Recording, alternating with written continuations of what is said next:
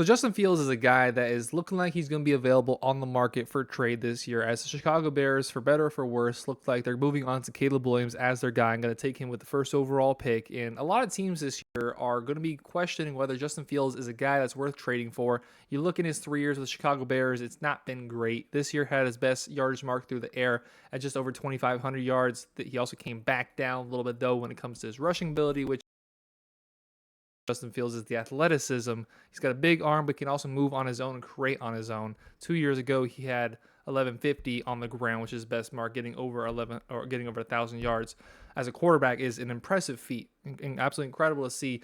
And everything that is good about Justin Fields just pops on tape. It's the big arm, it's the athletic ability, it's the moving on the run, being able to throw on the run rather. Makes all these highlight reel plays where if you just put together the highlight clip of him at his best, and you look at that and you think that can be a top 5 quarterback in this league. He has the athletic attributes, he has the cannon of the arm, he has mobility, he has the size, he has everything you want on paper in a quarterback, and that leaves you wondering then, well, why is he available for trade? Why is he somebody at 3 years still on his rookie deal the Chicago Bears are looking likely to move off of, and teams can now potentially start to decide what he's worth in the trade market. And if you're the Miami Dolphins, you look at your quarterback in Tua, you look at Justin Fields, and you pretty much cannot get further away when it comes to what type of quarterback you're handling with Justin Fields compared to Tua. You got somebody who's a little bit bigger, 6'3", 6'4", whereas Tua is about 6', 6'1", a little bit bigger in stature. He's taken a few injuries, but injuries aren't too big of a concern when it comes to him.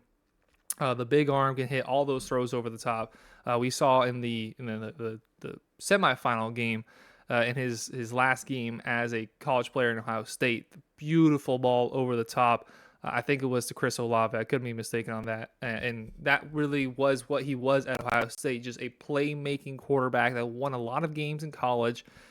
And then you transfer that over to over to the pro rather, and he's not seen the same success. He has not had a winning season yet. This year with 7 wins was his best mark as a professional quarterback.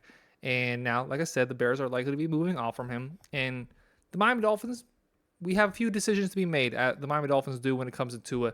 They could keep him, prolong his stay here with the Dolphins, give him that extension, give him 3, 4, 5-year deal, whatever it is, extend his stay as a Dolphins quarterback.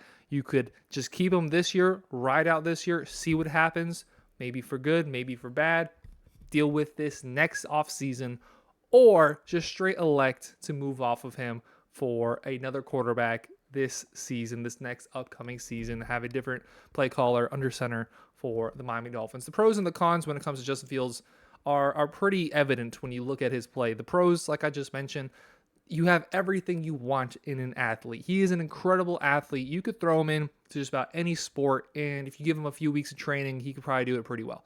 He can throw as far as you ever want. He can run fast. He's very elusive. Again, yes, he got hurt this year, but injury issues aren't really a concern when it comes to Justin Fields. You just find this overall strong, powerful athlete that, like I said earlier, whenever you see the good, it just pops out on film. But then some of the deficiencies come in when it comes to the accuracy. In that sense, he's very much opposite when it comes to Tua. Tua amongst the leaders in the NFL when it comes to accuracy. Justin Fields barely cracks over 60% completion percentage, which if this was the early 2000s, you'd be plenty happy with for your NFL quarterback. But in today's game, you do expect to get into the mid 60s, and that's just not the case with Justin Fields. His first season as a pro was around 59%. He's elevated that now to around 61.5%, but he just hasn't quite found that rhythm. There's not that rhythmic passing that, especially in this Dolphins offense, you want from your quarterback. You want him to be able to take the snap in shotgun, have that back heel hit after a 1, 2, 3, 4, 5 step drop, whatever the case is, hit that back foot and throw. That's not who he is. You see that with Russell Wilson, what they try to make him into.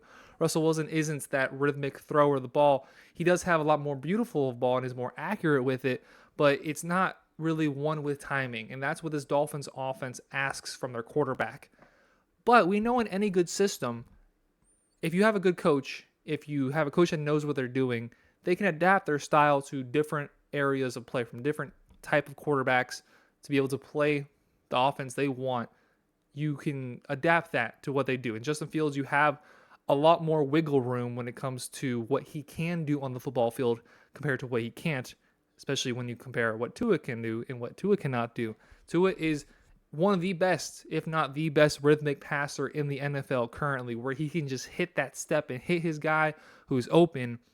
But then when the guy isn't open, when his best receiver isn't on the field, you lose a lot from Tua. Justin Fields this year, through the air, had his best year passing the ball. And it makes sense when that the play opens up a lot more, feeling the need to go out and run to pick up yards.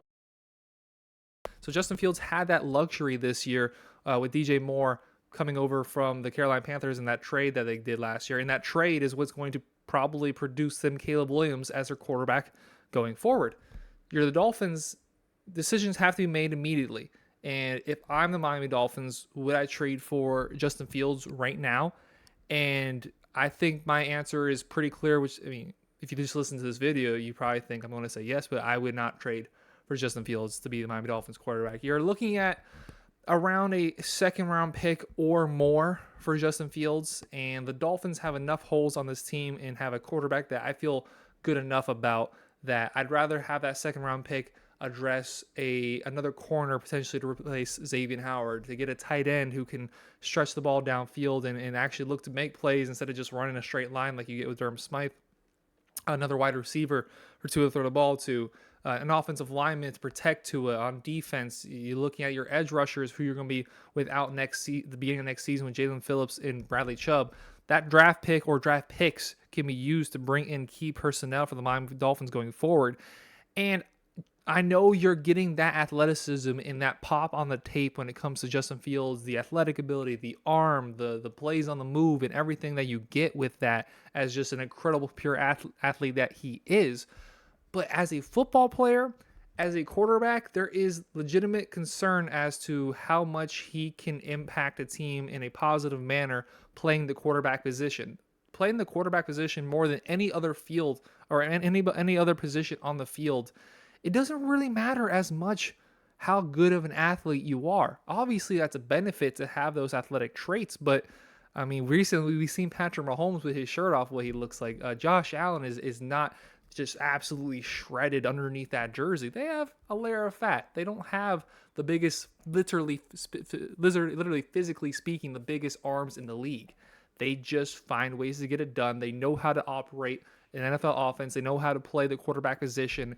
And through 3 years, I do question Justin Fields' ability to run an NFL offense and lead them in crunch time against good teams. Now, there are still very worthy questions to be asked of Tua, especially in the nature of, can he beat good teams? What can he do outside of the script? What can he do to carry the team along? And those questions are certainly valid. But at the very least, he's capable of running a system. And when that system is going well, Tua can look like one of the best quarterbacks in the league. Tua can look like an MVP candidate.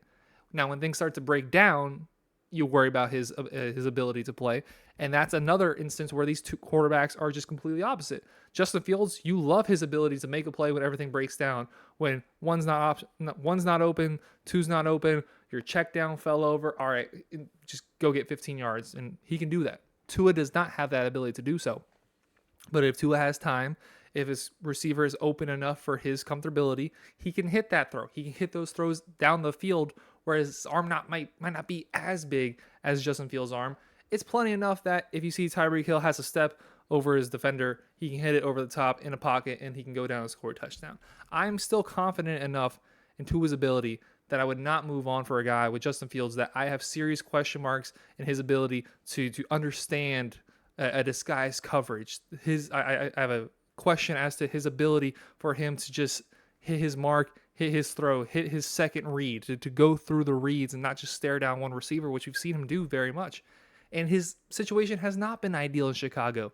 He finally just got a number one receiver. Cole Kmet probably is good enough to be a tight end one. Certainly in the Miami Dolphins he would, but yes, his circumstances have been great. He's a defensive coach. He has a bad offensive line, but he also hasn't done a lot to help himself in that venture.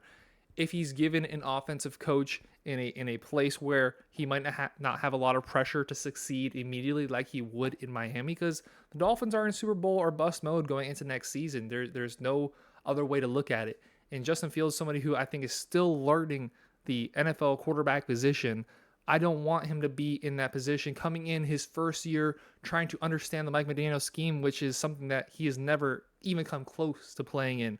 So for me personally, I'd rather let Tua play out this season than to go out and get a guy like Justin Fields who still has serious doubts as to his ability to play the quarterback position professionally in the NFL. But let me know your thoughts on this matter.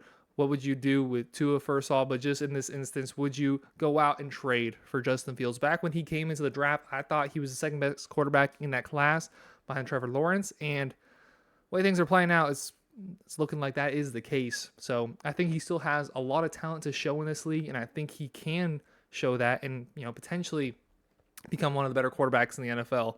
But I don't feel certain enough in my heart that he will be that to give up on Tua, to go out and get him, give up some assets and give up on Tua. I wouldn't do that. But again, let me know down below in the comments below what you think. While down there, please hit the subscribe button. Please hit that like button. Thank y'all very much for watching. Have a great rest of your day. Take care, everybody.